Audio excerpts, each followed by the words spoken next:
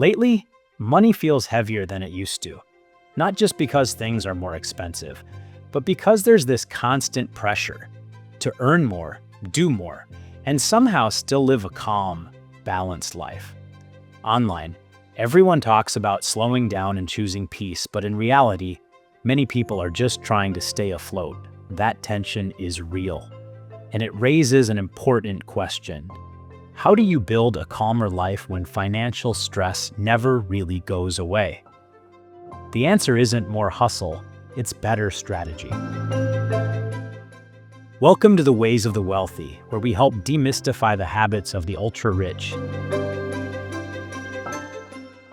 Most people are living in financial survival mode. They're focused on paying bills, handling emergencies, and getting through the month. And that's understandable. Survival mode exists for a reason. The problem is when survival becomes permanent. When you're always reacting, there's no space to plan.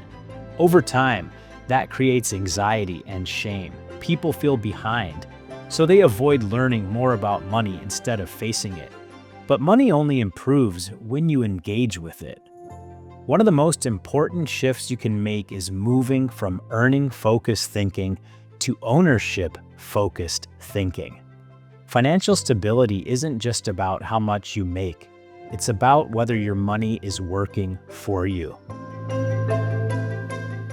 Ownership doesn't require a business or extreme risk. It can be simple, consistent investing. Saving creates safety, but ownership creates options, and options reduce stress.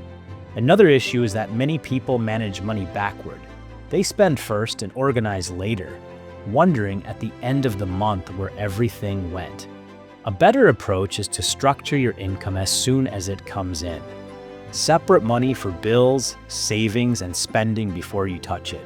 When this happens automatically, you stop relying on willpower and start relying on systems. Systems bring clarity, and clarity brings calm. Even with better systems, fear often lingers.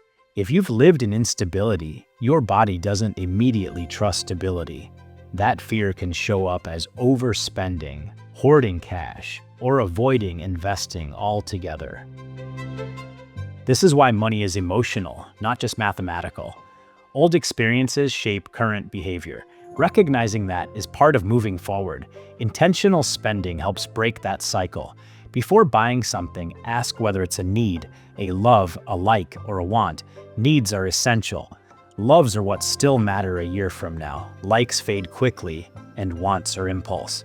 The problem isn't enjoying small pleasures, it's letting impulse spending replace the things that actually bring long-term satisfaction. Right now, being intentional matters more than ever. This isn't a season for drifting financially. Rising costs and uncertainty make preparation essential. That doesn't mean panic, but it does mean adjusting. Fewer impulses, stronger buffers, and clearer priorities. At the same time, joy still matters. When you plan for enjoyment in advance, spending stops feeling reckless and starts feeling intentional. Planning doesn't restrict your life. It gives you peace. And when you approach money this way, something interesting happens. You stop making decisions out of pressure or comparison, and you start making them based on what actually matters to you. That's when money stops being a source of constant noise and becomes a quiet support system in your life. There's a difference between looking successful and feeling secure. The loud version of wealth gets attention, but the quiet version brings calm.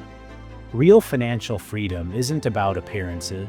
It's about having options and knowing you're prepared. The goal isn't perfection, it's clarity. When you move from survival to strategy, money stops controlling your life and starts supporting it. And in an expensive, uncertain world, that kind of peace is one of the most valuable things you can build. Thanks for watching. If this video helped you think differently about money, consider liking it and sharing it with someone who might need it too. And if you want more content focused on building real, sustainable wealth, not just the appearance of it, make sure you're subscribed. I'll see you in the next one.